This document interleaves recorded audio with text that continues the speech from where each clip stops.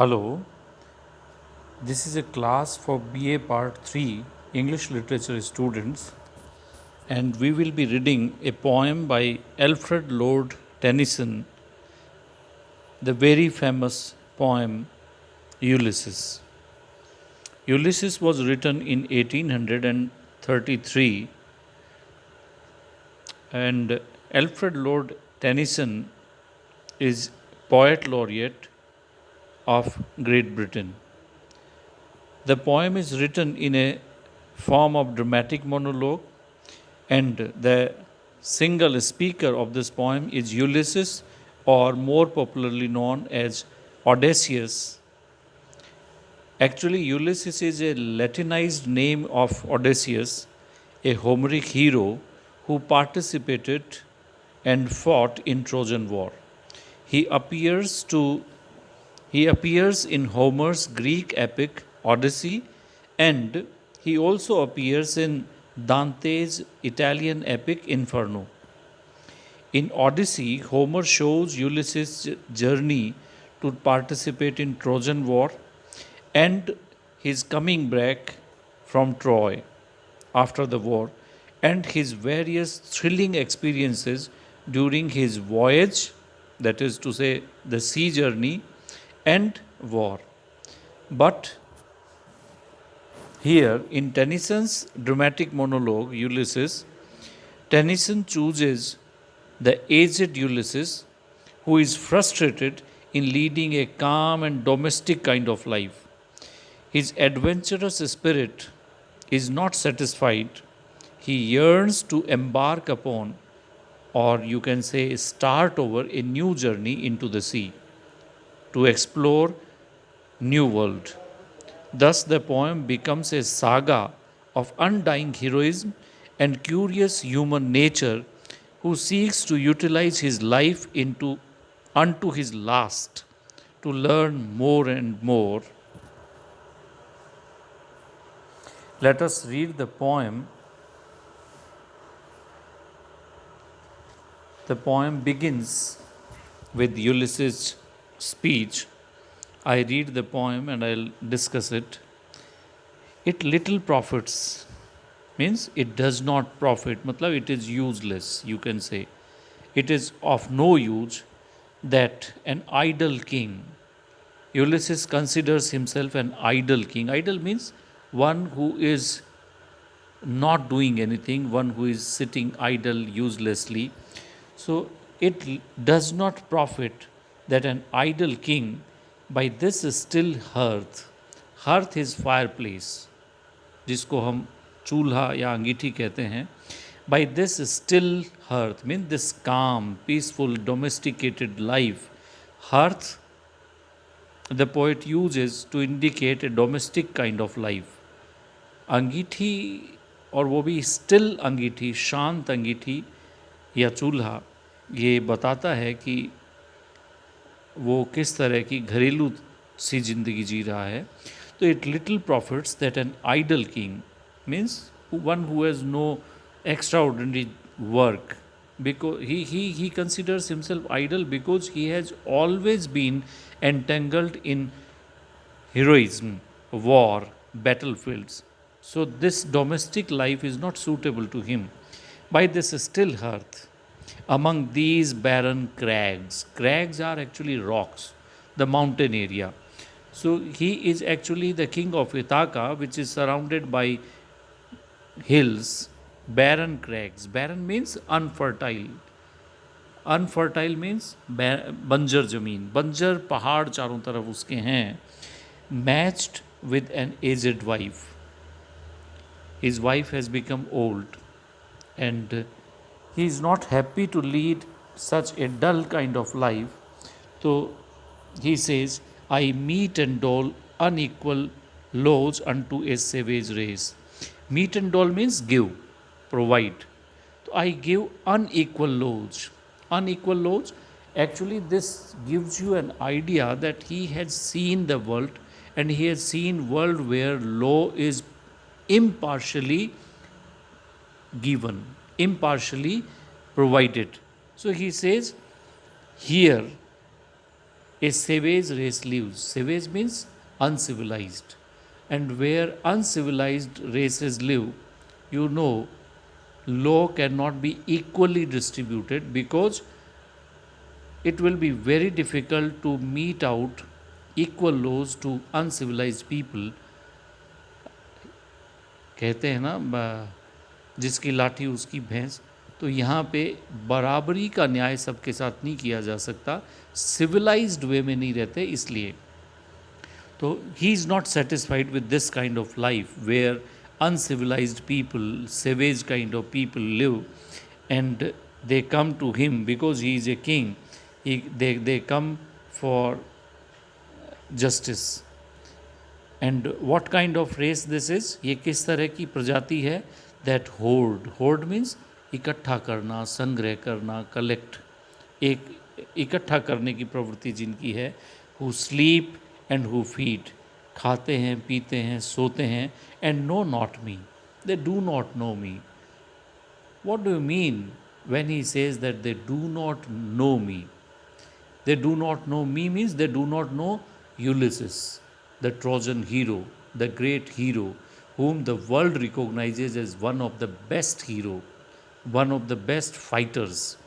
तो मेरे यहाँ के लोग, इथाका के लोग मुझे उस हीरो के रूप में नहीं जानते, उस महान आदमी के रूप में नहीं जानते. ऐसा उसका भाव है. He wants to communicate this, that the people of Ithaca do not recognise him as a war hero.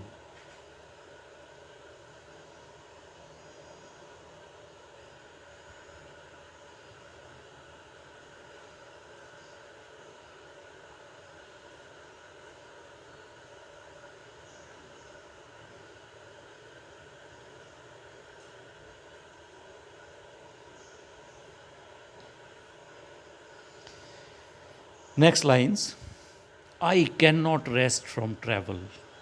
Actually, Ulysses has been a traveler. It is believed that he traveled in sea for 20 years. 20 साल उसने यात्रा में बिताए हैं. तो he has become fond of lover. He has become habitual. He has become habitual of traveling in ocean. I cannot rest from travel. This is actually his nature. He cannot rest from travel. I will drink life to the lees. To the lees मतलब up to the bottom.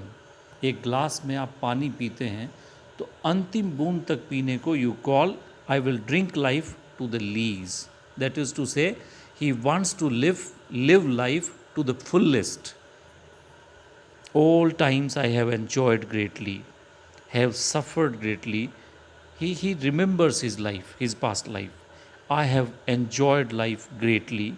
I have suffered in life greatly, both with those that loved me and alone.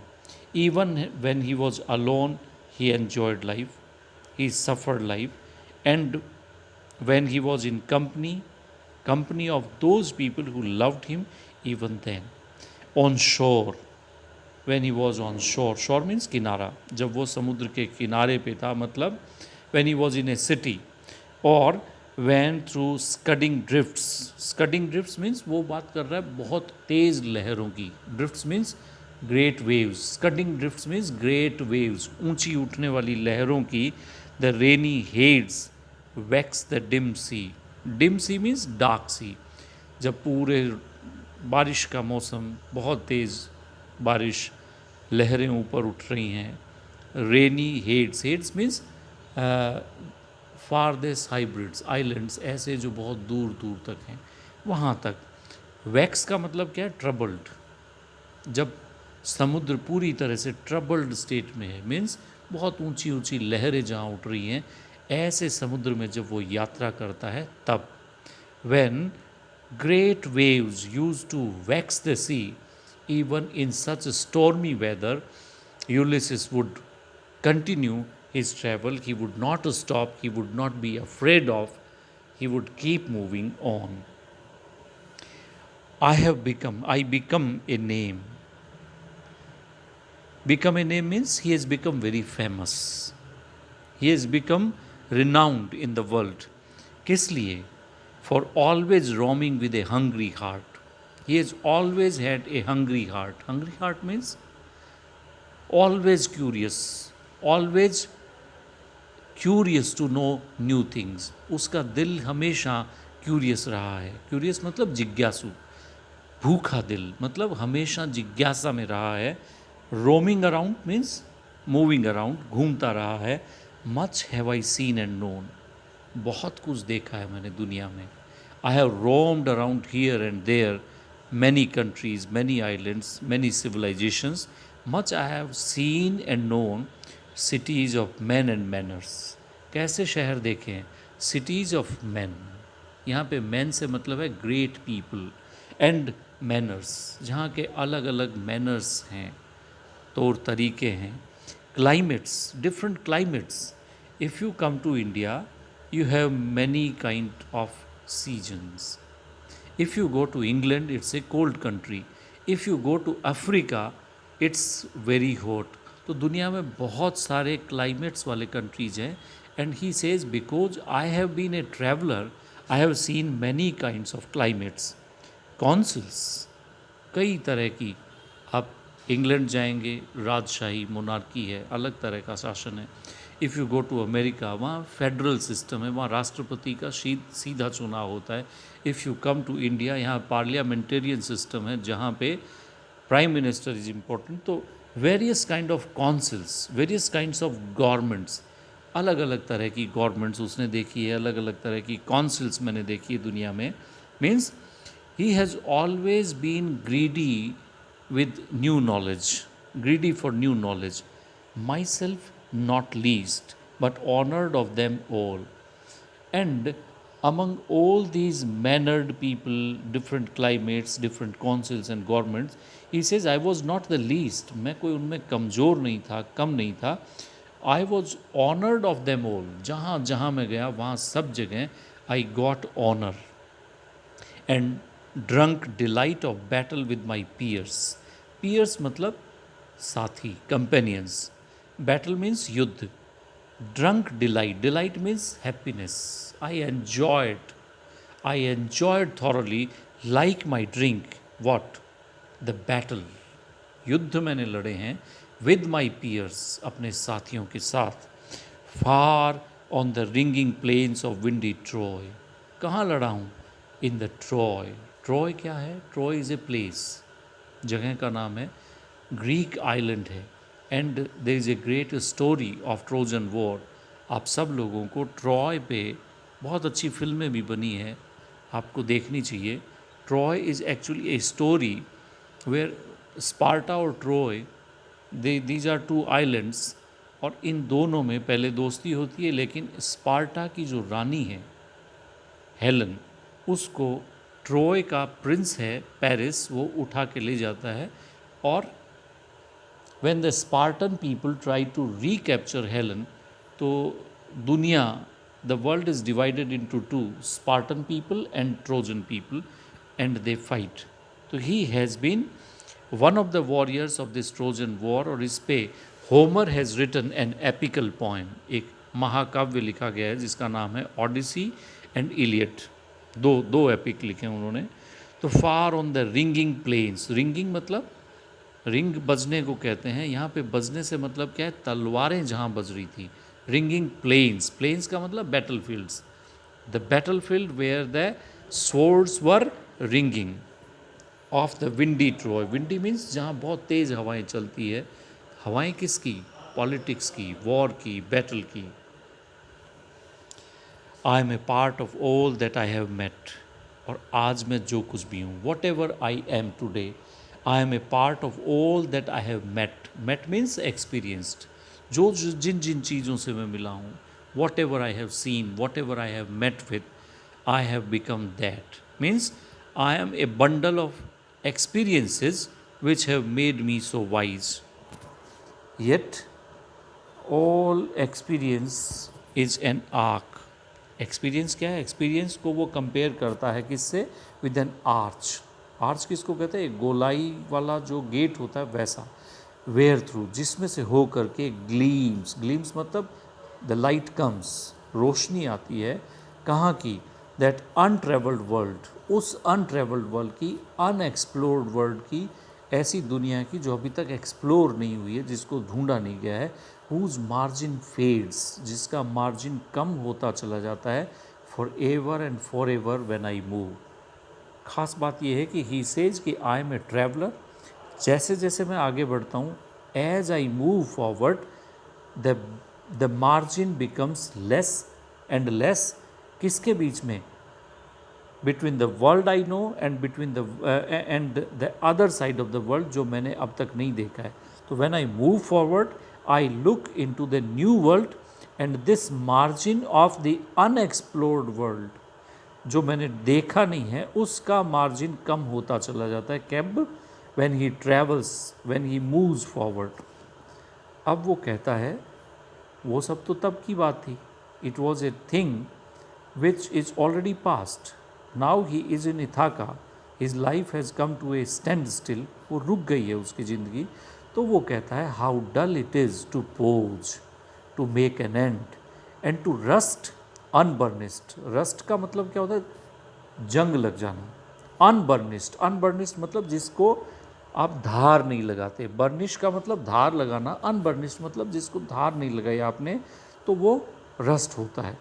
तो it is very dull to stop, to make an end, to rust unburnished and not to shine in use.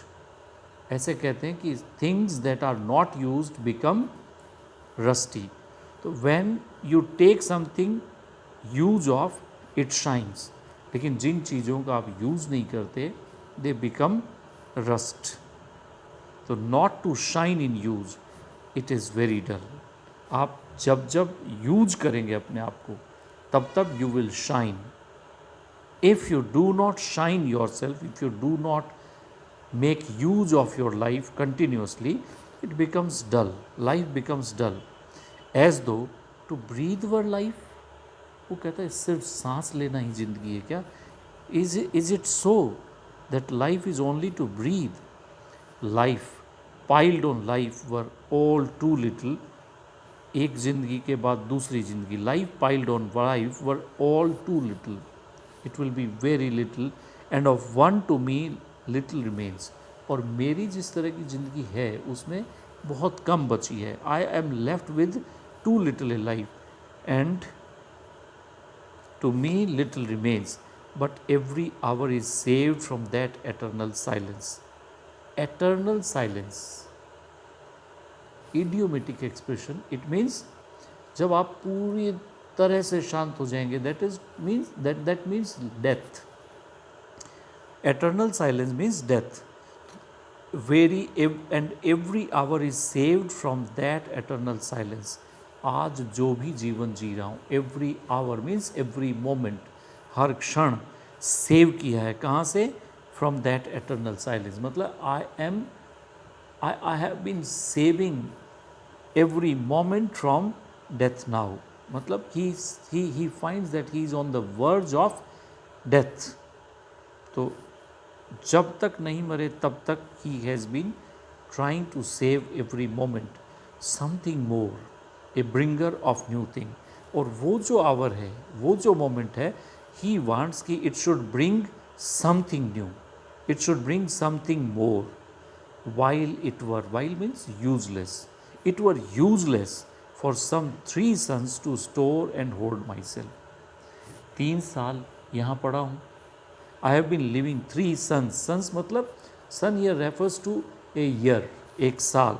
तो 3 साल की वो बात करता है। It were useless for some 3 years to store and hold myself. I have been living in Ithaca for last 3 years and it has been very useless because I am only storing, I am only hoarding and I am not doing anything thrilling, exciting of traveling.